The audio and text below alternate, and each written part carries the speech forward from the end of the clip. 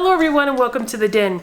This week we're going to be doing 3 awesome crockpot videos. I love using my crockpot in the winter. I think it's so versatile and it's easy, and all the recipes always come out so great.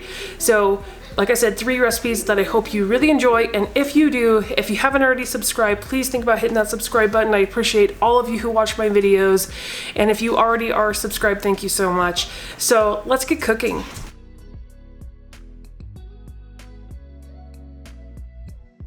Okay, so first up, we're going to do white chicken chili, and I'm going to add 6 chicken thighs to the pot here.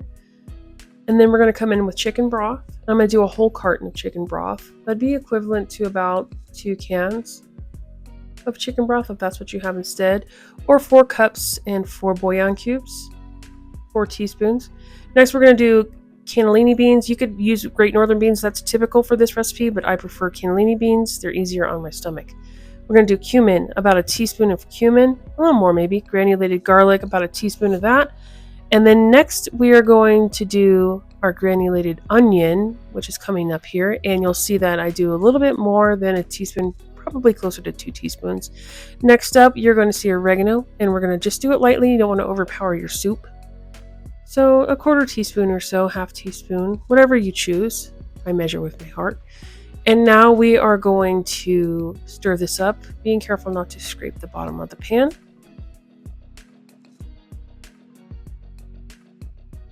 And just get all of those seasonings mixed in. That's what we're doing right now.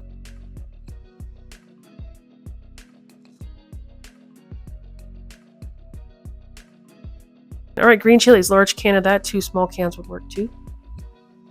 So I put the whole can of the large green chili in there. Green chilies are what make this white chicken chili.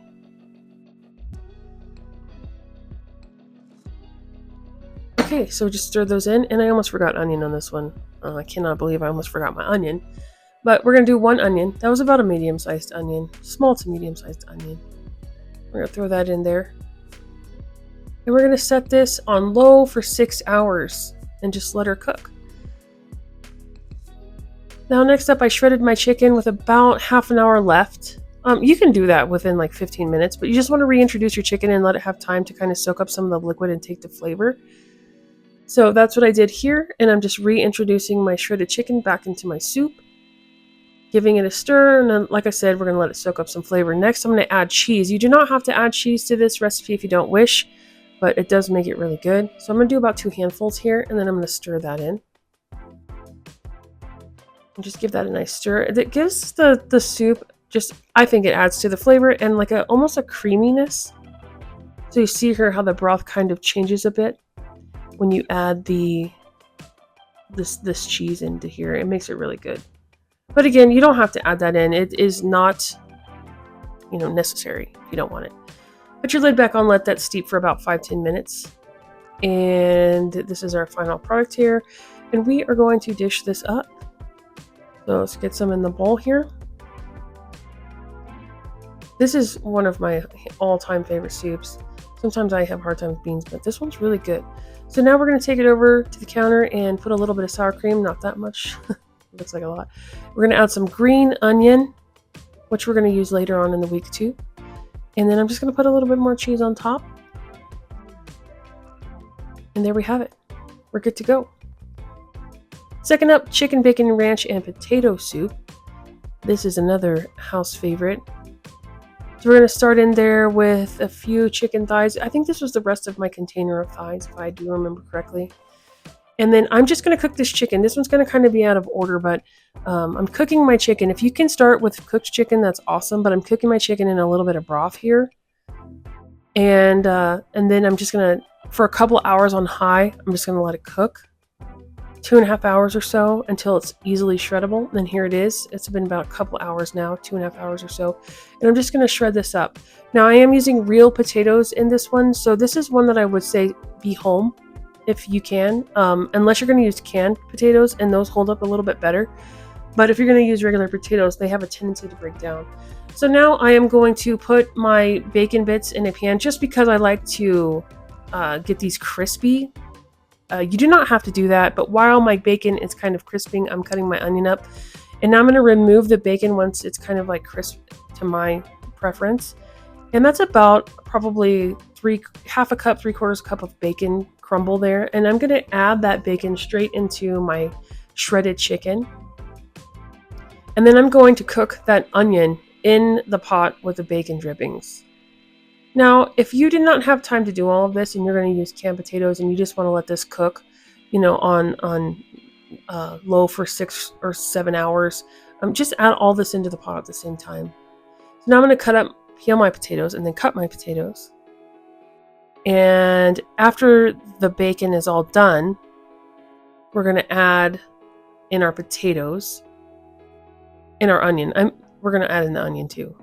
So while that onion is cooking, I was peeling my potatoes and getting them all chopped up. Just giving this a stir here, and you can see that we're going to need to add our liquid here soon. We didn't have too much liquid when I started with just the chicken, so that's okay. We're going to add our liquid in a minute. Now we're going to add in that onion there. Get that in the pot. And again, you can add all this in. You don't have to do the pan part. If you don't want to sear off if you don't want to saute your onion and your bacon, don't. You can just throw it straight in the pan. I just prefer it that way. The bacon stays a little bit more crisp. You do it that way. So here I am just giving this a stir. And now we're going to come in with our ranch seasoning. And it's probably at least a teaspoon of that.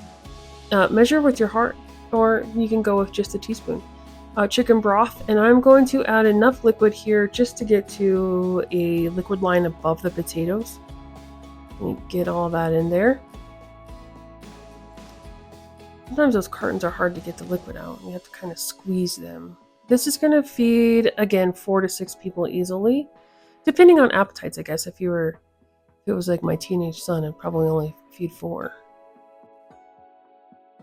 But here I am just giving that a stir, and kind of right now I'm kind of checking my liquid line, see if I need to put in more broth or not. And I did not need to, so I'm going to add in about half teaspoon of oregano, about a teaspoon of granulated onion, and you can see that these are my favorite spices. Granulated garlic, at least a teaspoon of that. And we're going to stir all of those ingredients in. And this one always smells so good. The bacon, I guess. So we're going to cover that, and we're going to set it on low for 6 hours. But again, I would watch this just to see how your potatoes are doing. Okay, so when you're have about a half an hour left, add some cream. I'm going to add at least a cup of cream here. And I'm going to give it a squirt of this just regular ranch. You could just add more seasoning ranch, or you could do just one or the other, and that's fine too. So I'm stirring this in here. Get all of that newly added stuff into there. And you're going to want to let this re-warm for a little bit. You're also going to want to add some cheese. This gives it good flavor. That's at least a handful and a half of cheese, I'd say, or one big handful. Now I'm going to stir this up.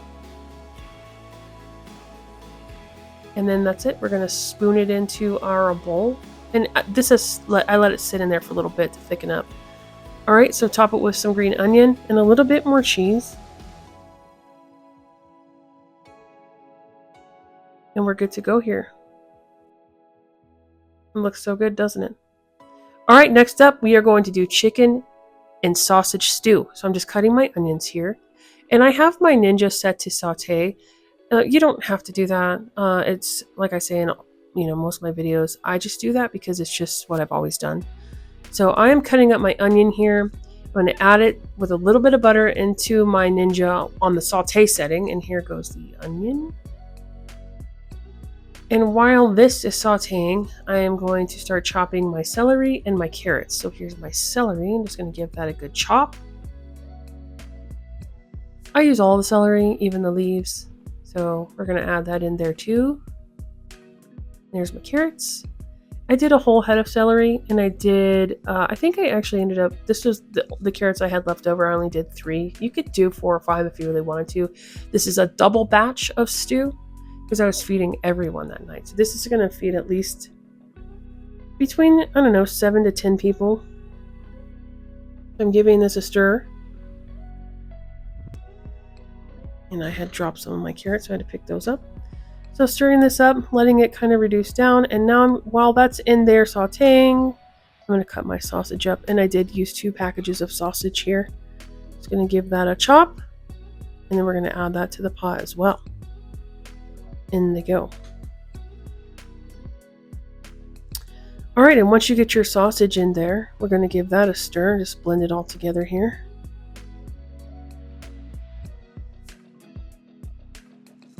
Looks good.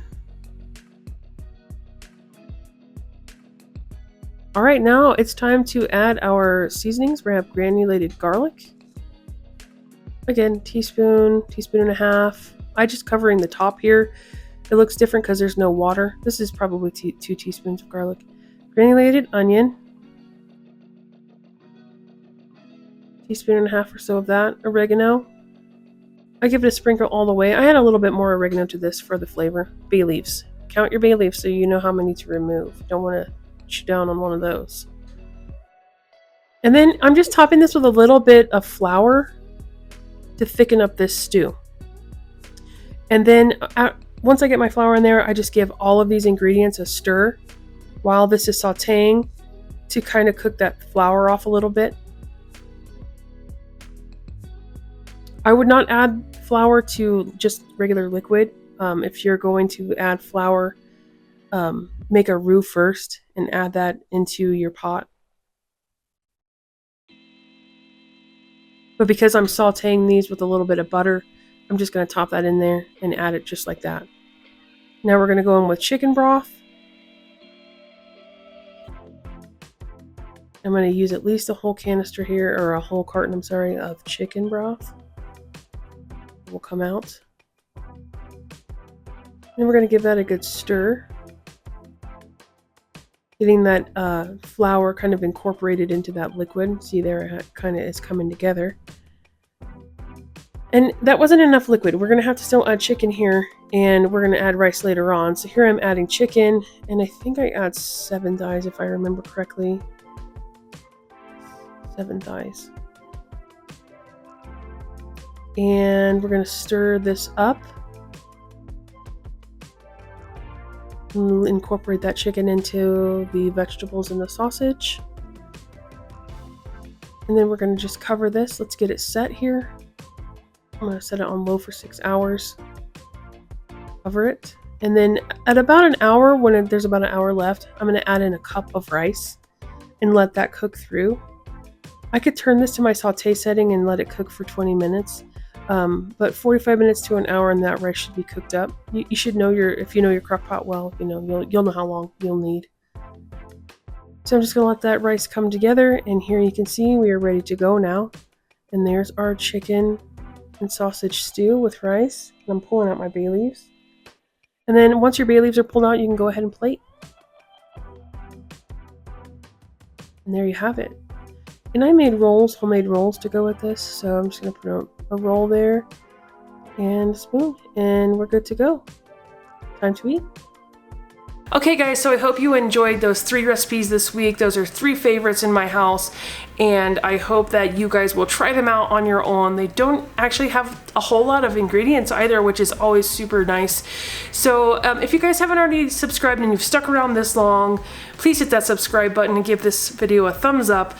And if you have already done all those things, thank you so much for being here and spending time with me in my kitchen, and I will see you in the next video.